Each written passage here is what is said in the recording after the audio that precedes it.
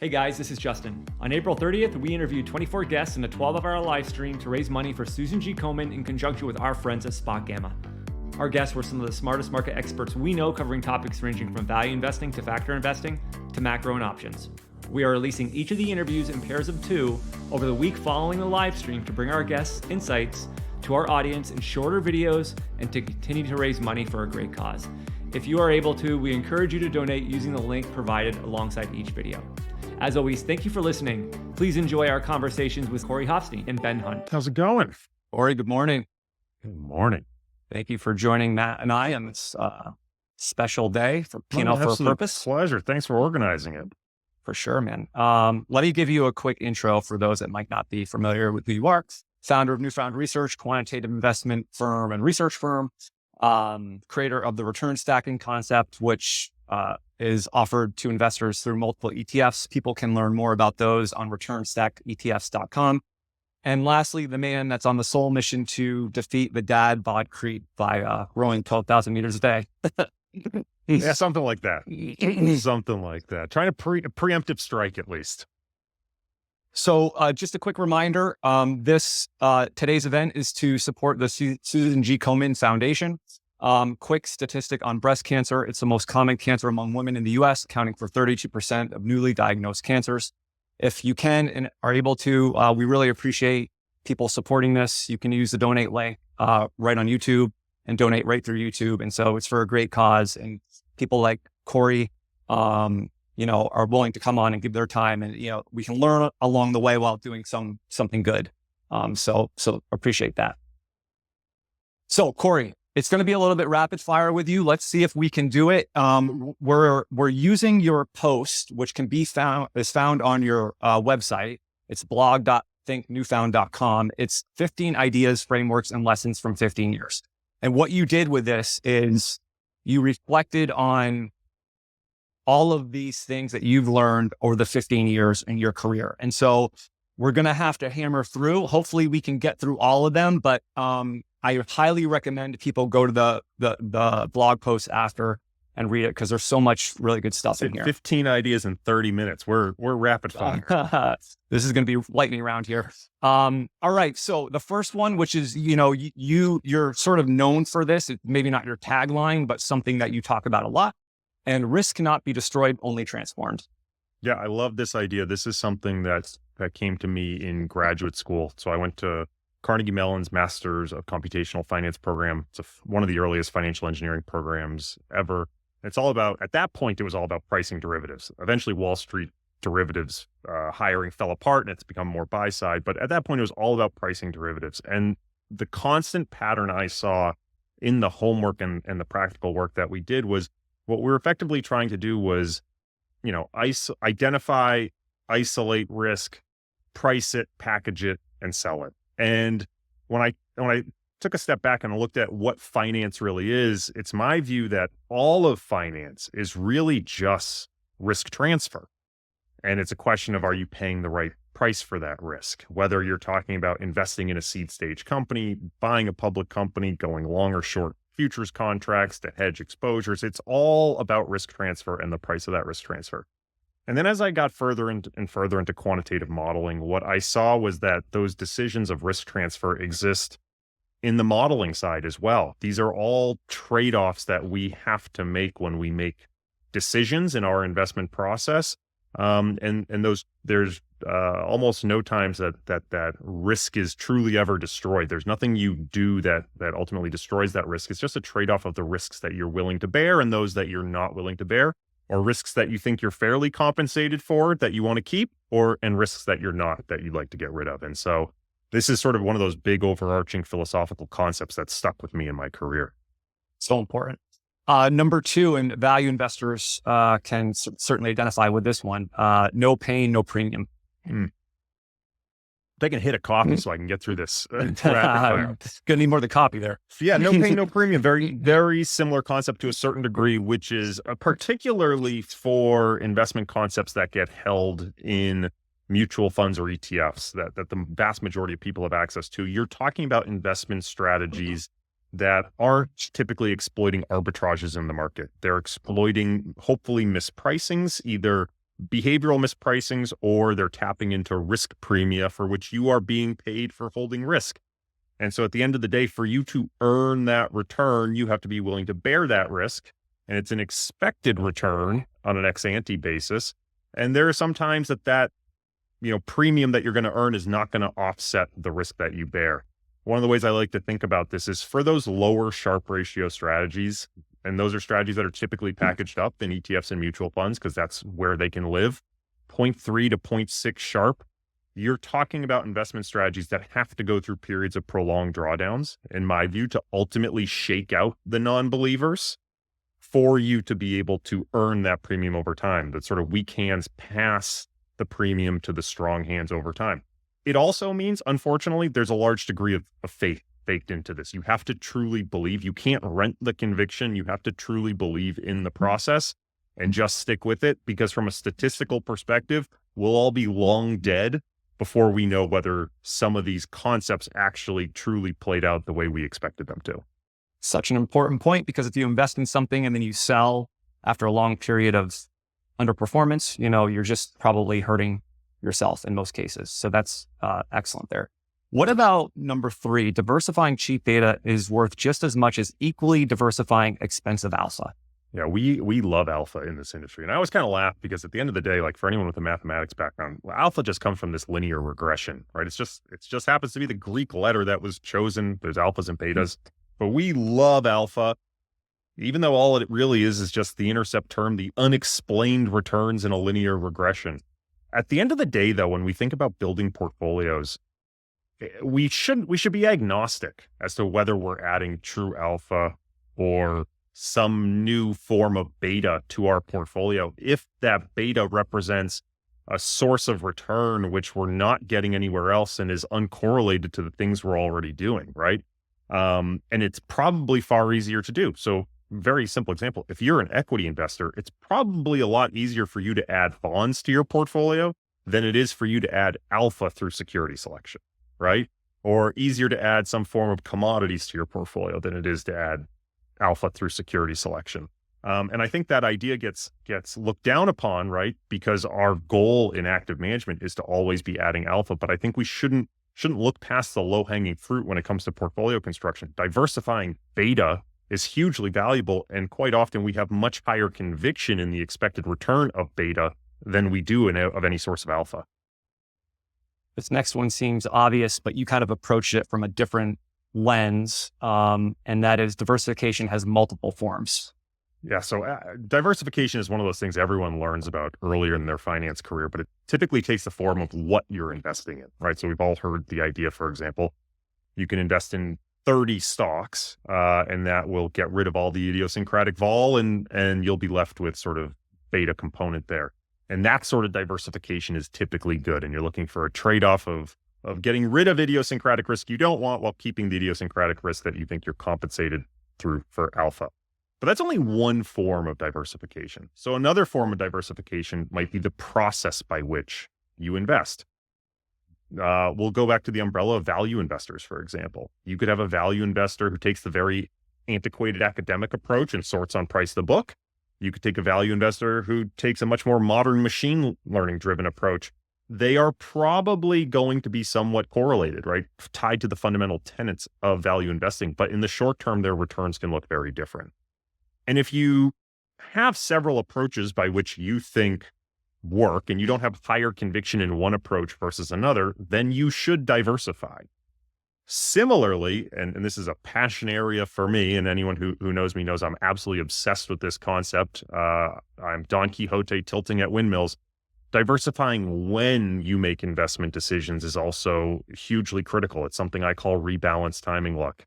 As a very simple example here, let's say you are a value investor that refreshes your portfolio once a quarter.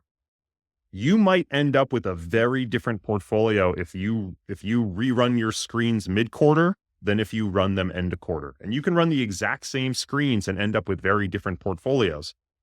And in coming up with very different portfolios, you will end up with very different returns. And so the question is that sort of randomness something you want to bear? Well, it's uncompensated randomness.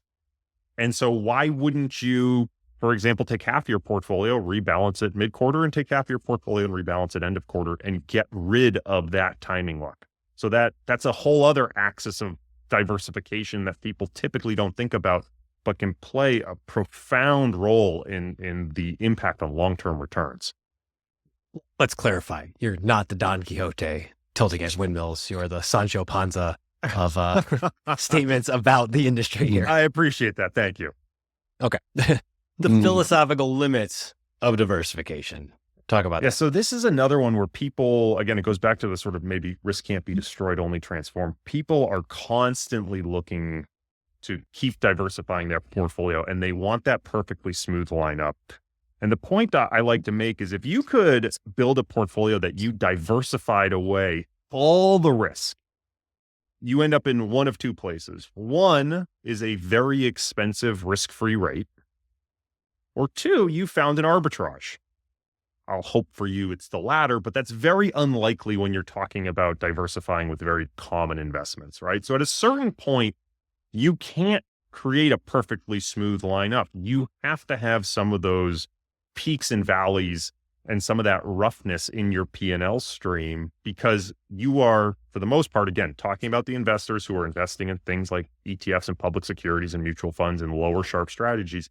You are bearing risk, and that risk is going to manifest in some manner, whether it's day-to-day volatility or big events that occur, and that's going to create drawdown in your P&L. And that is just a natural component of expecting to earn a return.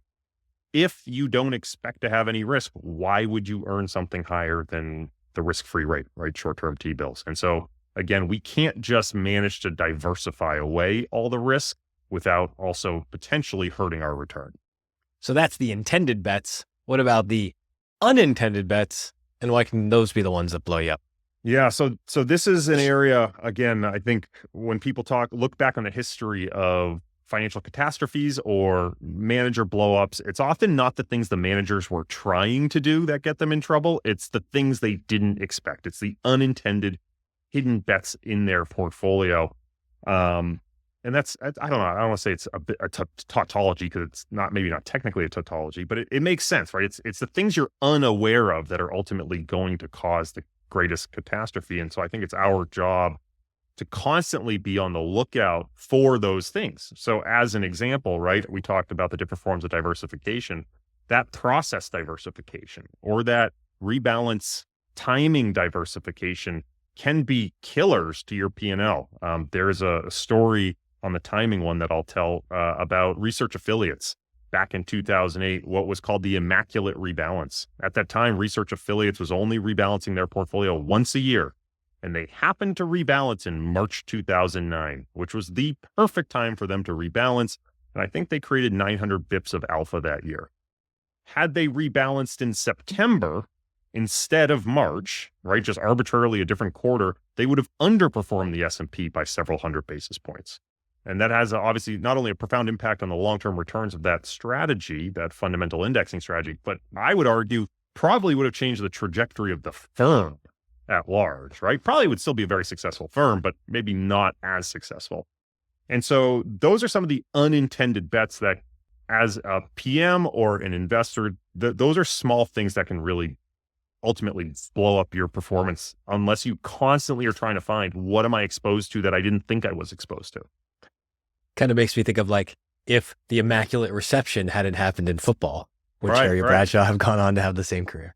What about its long, short portfolios all the way down? How very Buddhist of you. Yeah, this is one I stole. What's the phrase? It's turtles all the way down from philosophy. This is the And Dr. concept. Seuss. But Yeah, the concept here for me is thinking about any portfolio change can be thought of as a long, short portfolio.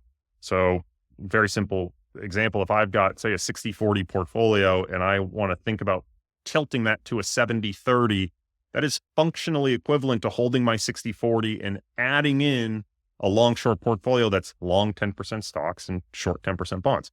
Similarly, any active manager can be thought of the same way. An active stock picker is just the market plus a long short portfolio where you're long the things that they are above market weight and short the things that they are below market weight. And this is really important because it helps distinguish what their active bets are and the true active risk they're taking, and isolate it from beta. And so thinking through portfolio changes, thinking through active managers, thinking through different exposures through this lens of, well, it's all just long, short portfolios that are being added together at one point in time or over time can be a really useful framework for isolating some of these effects. As an allocator, that's one of my favorite ideas you've ever explained. I appreciate it. Just Thank for the you. record, I really love that idea. The more diversified a portfolio, the higher the hurdle rate for market timing. Yeah. So I will say I was a big market timer earlier in my career. And one of the things you find is that as you add more diversification to your portfolio, as you add more uncorrelated sources of return, the accuracy with which you have to be able to time switching between those different diversified sources of return continues to go up. And so again, when we think through this lens of, what's better, finding a source of alpha or finding another cheap diversifying beta? What's better, adding more diversifying beta or trying to come up with a more accurate market timing signal? Again, I think all the evidence suggests more diversification tends to work in our favor versus our ability to increasingly add accuracy. I am a lot more confident that I can find another diversifying asset class or strategy than I am in my ability to consistently improve my ability to time markets. Well, it's never too late to go try again. That's right. Katie Stockton was just talking about this an hour ago. Certain signals are only valuable at extremes. What's that mean? Yeah. So I think a good one here, we'll go back to value stocks, for example. When we look at value stocks, we can look at the value spread between growth stocks and value stocks. And we've seen them get to all-time highs, pass all-time highs. But well before that, people were starting to say, hey, it looks like value's cheap. And then we saw value get cheaper and cheaper and cheaper and cheaper. And with some of these signals, they're very coarse signals. They're not highly precise. And so there's a whole bunch of reasons that we might be able to explain why these coarse signals at 1 degree or 2 standard deviations aren't really necessarily giving us much power. They are potentially, that could be explained by noise. It could be that we haven't appropriately accounted for industry differences or measuring value in certain ways or whatever it is.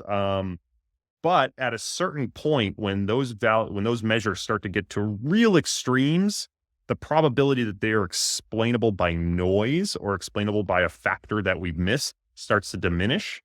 And it becomes much more likely that it is the true thing we're trying to measure has actually gotten out of line. So, right, value spreads between growth and value stocks at 2 standard deviations, maybe not that interesting. At 5 or 6 standard deviations, suddenly you're saying, okay, this is a signal I need to pay attention to because it's no longer explainable by all these potential things that could be causing this deviation. The poet-philosopher Ron Swanson once said, never half-ass something you can whole-ass. Corey Hoffstein once said, under strong uncertainty, halvesies can actually be the optimal decision. Yeah, halvesies probably doesn't sound like something a quant would say a lot, but halvesies has been a driving factor of my career. So an example I will give here, during the smart beta wars of the early 2010s, there was a question as to whether it was better to take what was called the integrated approach or the mixed approach. The idea here being, if I have a value signal and a momentum signal and a quality signal, is it better for me to find the stocks that have the highest intersectionality of those signals? Or is it better for me to build a value portfolio, a momentum portfolio, a quality portfolio, and equal weight those portfolios? And you had academic proponents and practitioner components on both sides making phenomenal arguments. Just as an example, AQR was on the integrated side, Goldman Sachs was on the mixed side, right? So we're not talking about, we're talking about intellectual powerhouses here who are disagreeing. And as far as I could do my own research, rely on the practitioner and academic research of others, I could not justify one approach over the other.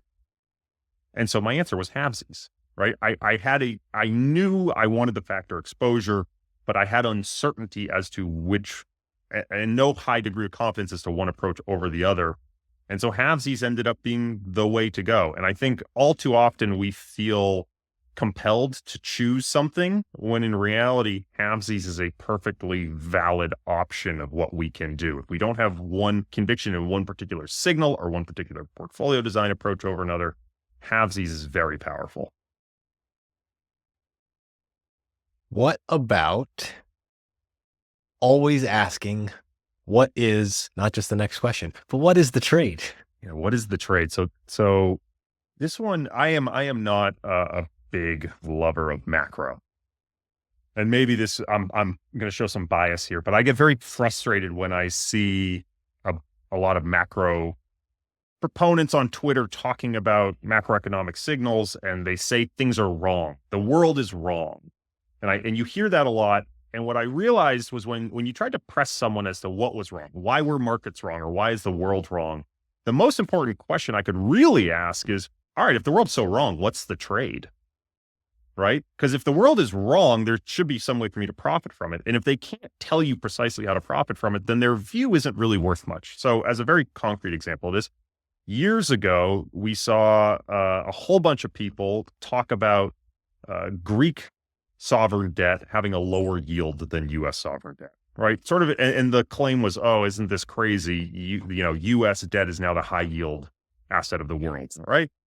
The problem is what that misses is the fact that yield is not really the measure. You're getting paid a coupon in a certain currency, right? So if you ask, what's the trade? Well, the trade would be go long, right? Or go short the treasuries and go long Greek debt and capture the spread. But if you actually accounted for currency differences and tried to neutralize that currency exposure, you would have found actually on a currency adjusted basis, the yield of Greek debt was substantially higher. And if you measured Greek debt versus a more relevant benchmark, like what maybe German bonds or just Eurozone bonds in general, you found that there actually was a significant credit spread there. So the point is, like, when you get this macro story that, oh, that seems wrong, when you try to dig into the trade, it can actually make the macro story fall apart. Number 12 is the trade-offs between type 1 and type 2 errors and how they are asymmetric in nature. Yeah, so we are obsessed, particularly in academic finance, with trying to avoid false positives, right? We want to find these alpha signals and we want to say we have, 95% confidence in the signal. And I think what that misses is that there's this asymmetric trade-off that if you think about trading a strategy that doesn't actually have any alpha to it, what is the cost of that? Well, unless I think there's a reason that I'm finding that strategy that leads to adverse selection, I would argue it's just noise plus trading costs, right? But on the other hand, what is the cost of missing a false positive? Like if there was something that actually has alpha, but it didn't meet my threshold, false negative, then I'm missing out on alpha.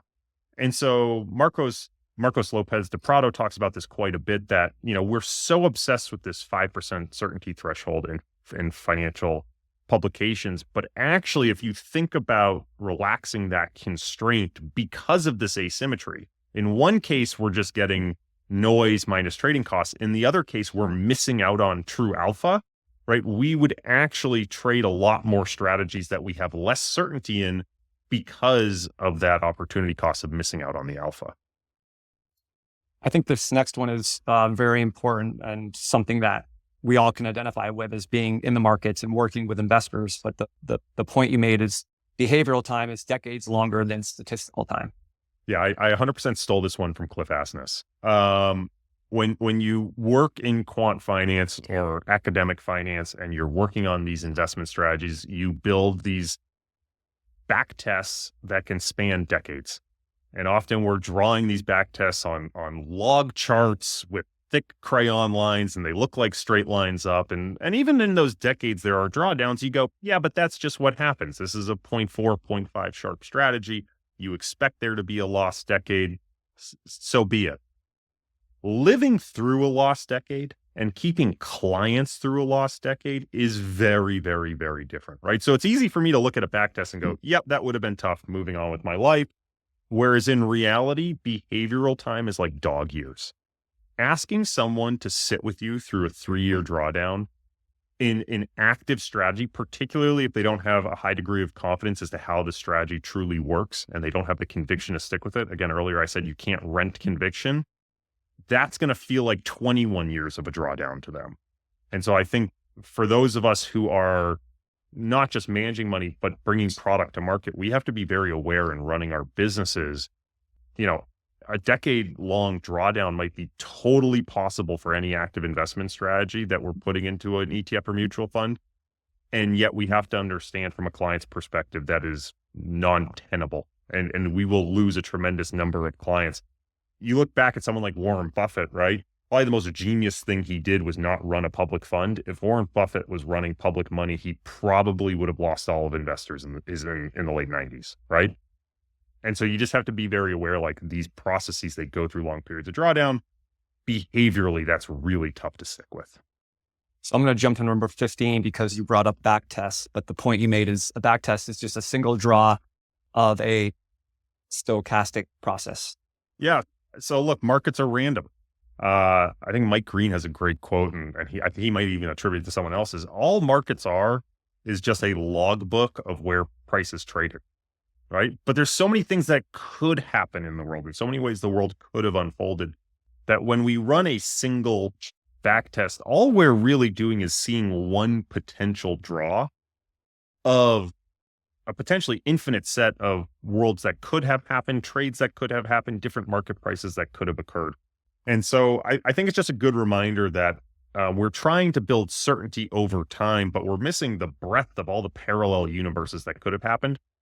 And so to me, it's a reminder not to emphasize, like, to me, a back test never confirms a strategy works. A back test only sort of, you can't accept the null hypothesis. You only fail to reject, right? You just fail to reject it didn't work.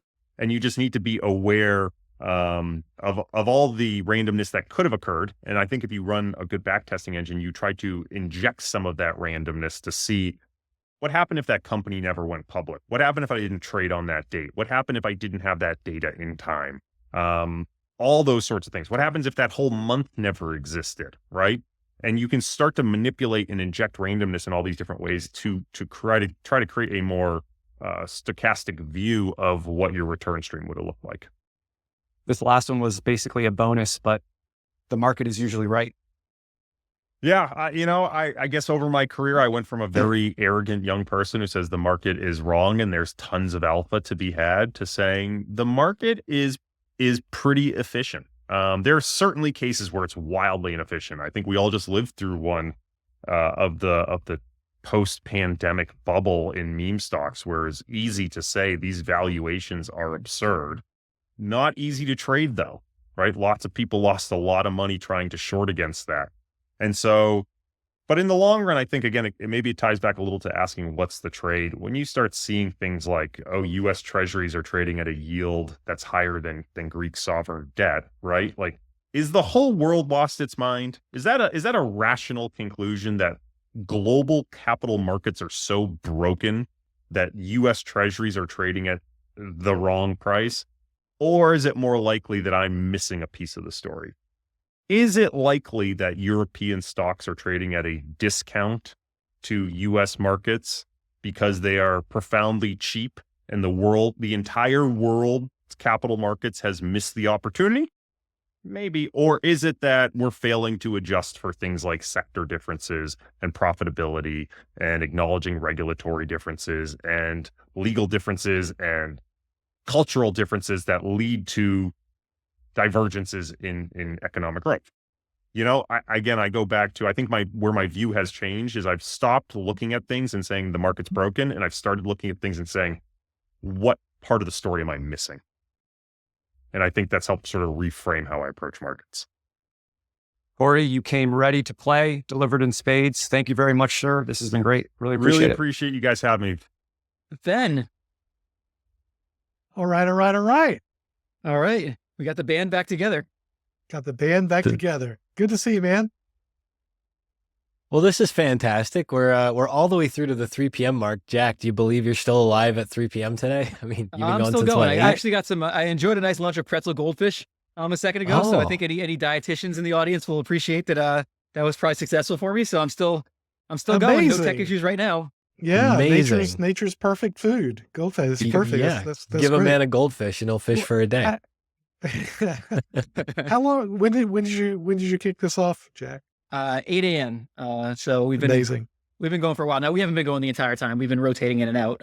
But yeah, we've had a couple tech issues along the way, but for the most part, we've been able to resolve them quickly, and we're still going. Ben, we'll make it to the end. Very nice. Very nice. Well, I'm here to do my part. So thanks So for just doing this, Jack. Appreciate it. It's great. Just Oh, a yeah, no, reminder it's to a great everybody. cause. Yeah, the wonderful cause. And just a reminder, if you haven't given, take a look somewhere on the page around, depending if you're watching on YouTube, Twitter, or LinkedIn, there is how to give. There's a button for the Susan G. Komen Foundation that's right here on your screen. So send the donations in. We're doing this for a reason. Now, with us right now, founder Epsilon Theory, former hedge fund manager, all-round narrative expert, best Hunt brother since the Hunt brothers, Mr. Ben Hunt. Thank you for joining us today. Nah, it's good to be here. Good to be here. Yeah, yeah. Nelson and Bunker, they were the original Hunt brothers. Yeah. I always had a soft for their sister Rose, though. I think she was the smart one. She was the one who did the hotels in Dallas. So Well, the Hunt sister deserves her own series at some point. for So sure, for sure. we're gonna do a little bit of a breaking news type thing here for you today. We want to kick this off and talk a little bit about the inflation map versus the inflation territory right now, because everybody's talking about CPI, PC, and all those fun things. What's the difference here, Ben? What's the map versus the territory, and what's up with inflation? Yeah. Well, so look, this distinction between the map, our measurements and the like, and the territory, I think is so helpful when we're thinking about issues like this, because what we've built is not just in economics, and it's not just around inflation. What we've built in our whole society, we all have our jobs and our focus and our attention. It's all on maps and very little on the actual territory. I get it, right? I mean, you go to school, you get an advanced degree, you do a lot of research on a topic. You're trying to understand it, and to understand it, to communicate it, you're looking for indicators, you're looking for measurements. Again, it's not just in economics and not just around inflation, but our whole society, we look at measurements. We don't look at the thing itself. We look at measurements. Think about sports, right? We can rattle off, wins over replacement. We can, sabermetrics, stats. We gamble on it. We focus on it. It's very different from just watching the game. We're just watching the game. We try to calculate everything in our lives. Polls on this. What is politics? What is politics? What is a market? And I've been thinking about different ways to talk about this, and one of them is the distinction between map versus territory. You want to get from here to there. You want to understand the actual land or property. We spend all our time studying the map, and we make these incredibly detailed maps. Some maps are of one aspect of the territory, some maps are of other aspects, and we confuse the map for the actual territory. That's one way to think about it. The other way to think about it, I want to suggest here, is we have this metaphor in our heads, our mental model of things like markets as a machine, which is a simplification of the way to think about markets. And what I mean by that, Ray Dalio is maybe the one who's most famously promoted this idea, but it's not Ray. It's not just Ray. It's all of us. It's everything we read about in the Wall Street Journal, everything we watch on CNBC. We talk about the economy, or we talk about markets as if they were a machine with levers to pull, with gears that click in, with moving parts that function mechanistically. So how many times we talk about, well, the Federal Reserve will pull this lever we call interest rates, and it'll raise it 25 basis points. And then that will impact the economy in these mechanistic ways. Or, if they pull this other lever and lower interest rates, there's a mechanistic effect on the economy in XYZ. And we talk about everything that way. We talk about inflation that way. We talk about wages. We think of it as a machine, well, with these moving parts that are related in knowable ways. And that's just not true. It's another way. It's not a map of the territory, but it's another mental model we use to create abstractions of certain elements of the economy to have it make sense to us, or more easily make sense to us. I get it. It's how we thought about the world, frankly, since the Industrial Revolution. It is research. When did we start talking about the world in terms of a machine, in terms of abstractions of pulling levers, and if this happens, then that happens? And it all happens around, as you expect, the Industrial Revolution, when we started turning our own lives and labor into cogs of a machine. It's not just in our work, but it's also in the way we think about the world. Now, the problem with this is that's not the economy. The economy is not a machine. What the economy is,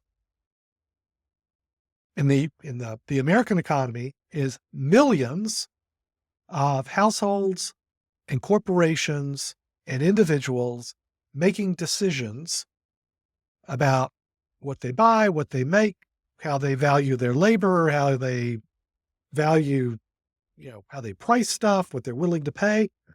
That's the economy. That's the economy.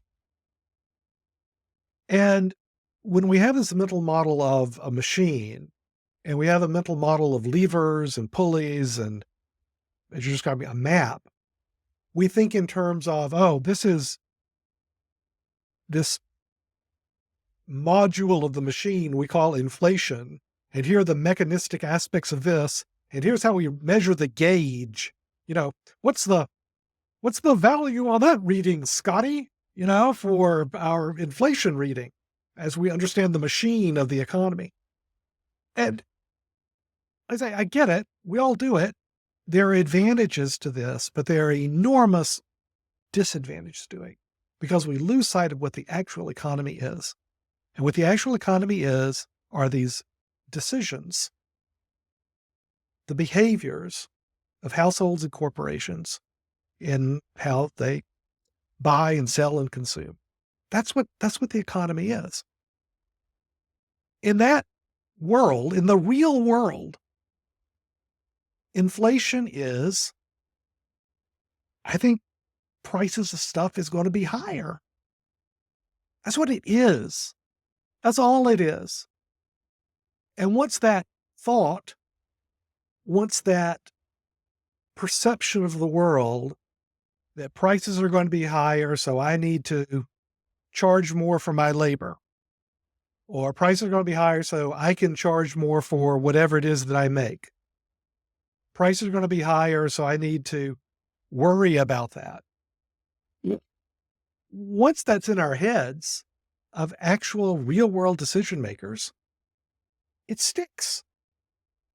And we can talk about raising inflation, raising interest rates or lowering inflation rates, and what that does to the price of money, which is a really important aspect of all that decision making. What's the price of money? But ultimately, when we're talking about decisions, we're talking about inflation, the territory, the real world, it's what is in our heads. And I think that what we lose when we talk about this measurement of inflation or that measurement of inflation, we lose sight of what is inflation really. Now, again, I'm not saying anything that's crazy, or that when Ben Bernanke, God bless him, talks about how the most important thing for understanding inflation is inflation expectations. He's right. He's 100% right. I mean, this was actually Bernanke's main academic contribution to the field, that, if you're going to be thinking about inflation, we can take a monetarist approach, a Friedman-esque approach. Inflation is always a monetary phenomenon. And that's right also, but only right as a tautology, as something that is correct by definition. Yeah, of course, it's a monetary phenomenon. That doesn't get you anywhere. Inflation as being our expectations, our human expectations, that gets us somewhere. It's a more accurate reflection of what inflation is, what the economy is. But then, of course, it goes off the rails because then you start, well, how do I measure inflation expectations? And so the way you measure inflation expectations is, there must be a price for that somewhere. Yes, let's look at 5-year forward, 5-year, tips as my measurement of inflation expectations. And it's not measurement of inflation expectation. It's measurement of the, maybe inflation expectations of the people who actually trade interest rate swaption contracts on Wall Street. Let me assure you that is not reflective of the overall economy. But this is the way we've built our world, that even if we can conceptualize what it is, which is expectations and the behaviors and decision-makings of real people, we immediately lose sight of that and start looking for a gauge or a measurement that we can actually make of that. So, long introduction, but it's such an important thing, right? Because all of this argument over, is it, mean trimmed PCE or, annualized 3-month CPI core, it all misses the point. It all misses the point. Inflation is expectations of households and corporations of how they value their labor and how they value their goods and services, and whether they think prices are going up. That's it. And when you think about that, you think inflation is going to be higher for longer than people expect, correct? Yes. Right, because I live in the real world. I live in the real world. And then this is what gets so frustrating over arguments over this data series or that data series, this map, that gauge, this gauge. We live in the real world, people. I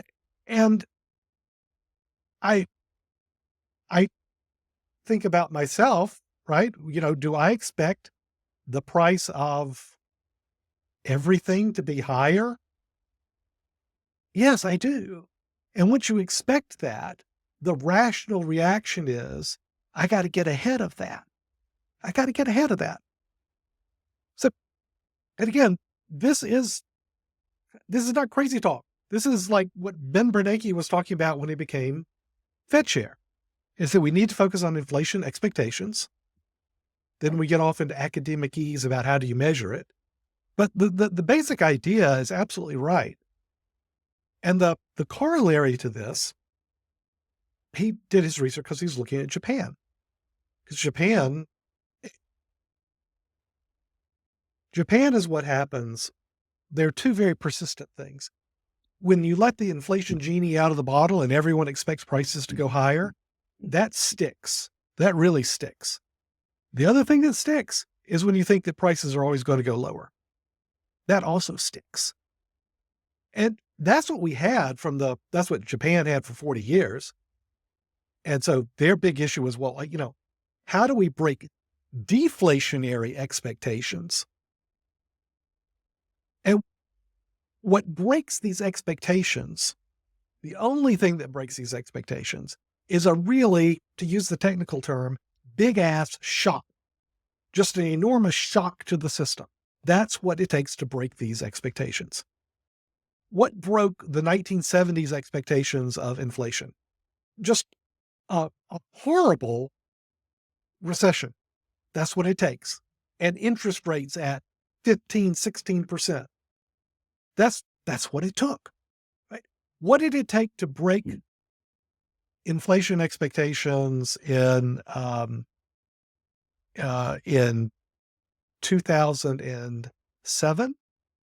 A nationwide crash in home prices. And so what that did, that big ass shock of your house is now worth half what you thought it was, that you're underwater in your home, you owe more on your home than it's worth, that created enormous deflationary expectations in the United States. Enormous. We became like Japan, where whatever it was that the Fed did, here's free money. It didn't matter. We couldn't get inflation, even if you're saying the price of money is nothing, is free. And then we had the COVID shock. And that shock was, we're going to do helicopter money. We are going to rain trillions of dollars. We are going to give it away. We're going to literally give it to households and corporations. You don't have to pay it back. We're going to give away trillions of dollars. And that broke the back of the deflationary expectations. And now we're back to inflationary expectations. And the only thing that breaks it, Jack, the only thing that changes this is a big ass shock going the other way. We're going to have a nasty recession, and we're going to have the price of money a lot higher than it is today to break the expectations we all have that we need to be charging more for our stuff, whether our stuff is our labor or whether our stuff is a good or service that we provide. I wish I had a better answer, but that is the answer. So do you how want do to you make think? a comment? Go ahead. Go ahead. Do you want to make a comment on, because I think what just happened Stunned with into submission. I love this. stunned into submission. Well, trying to decide how much I want to not derail this, but take this in the, what just happened with the Bank of Japan? Because you've been talking about this too. I see it with the ET Pro people. What just happened with Bank of Japan? Well, the Bank of Japan, they've been, trying to get their cut. Japan is a different animal than the United States because Japan is dying. And I mean that in the non-pejorative, just clinical sense. They're dying. It's they're dying. I don't know any other to say it than to say that. There is no growth from population as there is in the United States. Japan is dying. So Japanese monetary and economic policy is it's hospice care is what it is. And that's over a very long period of time. But what they've been trying to do is to try to do anything to get out of the trap of saving. They save too much. How do you create some inflation and some investing? And the problem is you want to do it organically. You want to have real growth, even against a backdrop of shrinking, which is what they're doing. The problem is if you have inflation that comes in from the outside. And, it's one of these old stories it's called Triffin's trilemma, or the trilemma, right? You can't control everything in your economy if you're open to the rest of the world. And so you can either try to maintain your interest rates, you can try to maintain your balance of trade, or you can try to balance your currency. And you can probably you can probably manage 2 out of those 3. But you can't manage all 3. Can't manage all 3. So Japan has said, we're going to manage interest rates, and we're only slowly going to let them go up. But if you're doing that, you can't, it's hard to manage the rest. And so Japan depends on being an exporter. Japan depends on keeping interest rates low, and you can't manage that. Something's got to give on your currency. And this was happening. That's what's happening. Yes, this happened before. The last time this happened, right? We got everyone together at the Plaza Hotel, and basically all the, Europe, the US, Japan said, okay, we're basically going to fix or have a loose peg of our currencies to each other. And just by saying that and committing to that, you kind of got them to where you wanted to be and be stable. This is mid 80s, right? Yeah, Those Plaza yeah. Accord, This is 82, early to mid 80s. I think, something like that. Yeah. 85. And so, something lasted 40 years. It's pretty good. Well, all that's breaking up now. All that's breaking up now because we're in an inflationary world, particularly in the United States, which is the economic engine that matters.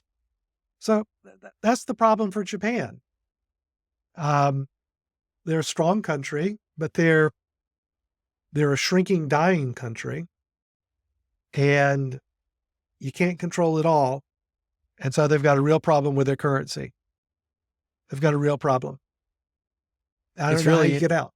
It's really interesting to step back and see these kind of completing inflation story narratives, how they're playing out around the world, and just even the problems on the doorstep and on the front page of the most popular paper in Japan versus the Wall Street Journal are treating these as two different, same terrain, two different maps. So, and they're crossing in two different directions, right? I mean, right. they have Japan has a very different monetary and economic task ahead of them than the U.S. does. U.S. has all the advantages in the world. Big problem for the U.S. right now is politically it's impossible to generate the pain that's necessary to put the inflation genie, well back into the bottle. And that's rough, right? Because if you're not willing to take the political pain, then what you end up doing is you end up papering it over, which is, it's what we're doing. We're papering it over. It's fine. I mean, it's manageable, right? If you're in a position where you have financial assets that can also go up in nominal price, like if you're rich, the rich do fine in this inflationary environment. They do absolutely fine. The non-rich do not. The middle class does not. The retired and the old non-rich do not. They did really poorly. And so what the government has to do, because they're doing poorly, is we've got to give them more money. Forgive student loans, do a cost of living adjustment on, insurance, retirement accounts, meaning Social Security, do all of this. And there's no taxing to make up for that. Okay, we've crossed that bridge. We've snipped that cord so long ago. There's no relationship now between taxing and spending. So taxation, if there's no relationship, what is taxation for? Taxation is for whatever conception of justice the ruling political party has at the time.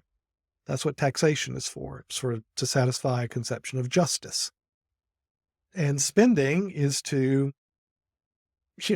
bread and circuses, man, and to keep the economic pain from being felt by voters. But just like Japan, you can't control everything, right? I mean, at the same time, in an open economy. So right now we have a deficit that is insurmountable and increasingly difficult to service. And you'll hear a lot of economists say, well, that doesn't matter. The deficit doesn't matter because what you're paying on the debt, you're paying to ourselves. And that's exactly right. But you're paying it to rich guys. You're paying it to rich guys. You're paying to the people who own the debt of the United States government.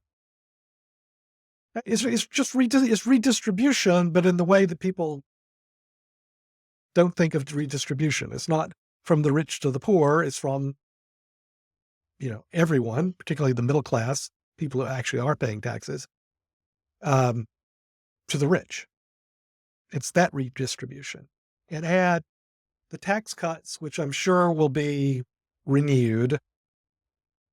You get that. And then you get other taxation proposals, at least, that are just used to satisfy some sense of justice. Like, a cap gains tax of 45% or whatever bizarro proposal the White House is floating. I don't know, man. It's when these relationships get snipped and cut, when there's no relationship between taxation and spending, when the inflation genie is totally out of the bottle, but everyone says, no, it's fine. That's when enormous dislocations build and build and build until they break. Yeah, I wish we could go on for a while about this, because this is really interesting stuff. Unfortunately, we're like less than 2 minutes to go, and Matt will actually not have notes this time, unlike our breaking news episodes. Although I did threaten Matt that I may need him to have notes for the entire 12-hour live stream at the end. God. Yeah. Sorry, guys, you got me wound up on this. I mean, it was great. I get wound up because I just want to throw my head out when like today, wages are, increasing by, call it 4.5% a year. I mean, no shit. Of course they are. Everyone in the real economy knows that what they have to pay people is going up around between 4 and 5% a year. And yet we have this insane world where we're told, no, that's not true. You got me wound up again.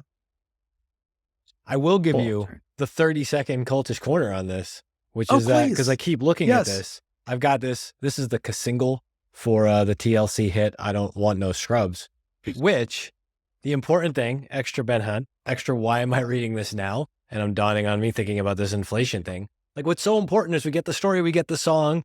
And what does this song do? Call it the Harvilla Doctrine after Rob Harvilla, the journalist. A scrub is a guy who thinks he's fly, also known as a busta. It tells you exactly what it is right at the beginning. People are constantly trying to tell you how to think about this thing. You got to step back and see if that checks out. You got to step back and see, like, what is this scrub doing on hitting on Chili? She is a pop star. This doesn't make sense. Say the same to your central bankers. Do we have a closing question, Jack? I think we've got to wrap up. Top that, Jack. Top that. Yeah. No, I can't top that. And what other financial live stream are you going to get TLC and no scrubs? Only Matt Ziegler. But thank you so much, Ben. This was great. We really appreciate you spending the time with us. Anytime, Jack. Thanks for what you guys are doing. I really appreciate it. Thanks, Ben. Bye now. This is Justin again. Thanks so much for tuning into this episode of Excess Returns. You can follow Jack on Twitter at @PracticalQuant and follow me on Twitter at JJCarbonell. If you found this discussion interesting and valuable, please subscribe in either iTunes or on YouTube, or leave a review or a comment. We appreciate it. Justin Carbonell and Jack Forehand are principals at Validia Capital Management. The opinions expressed in this podcast do not necessarily reflect the opinions of Validia Capital. No information on this podcast should be construed as investment advice. Securities discussed in the podcast may be holdings of clients of Validia Capital.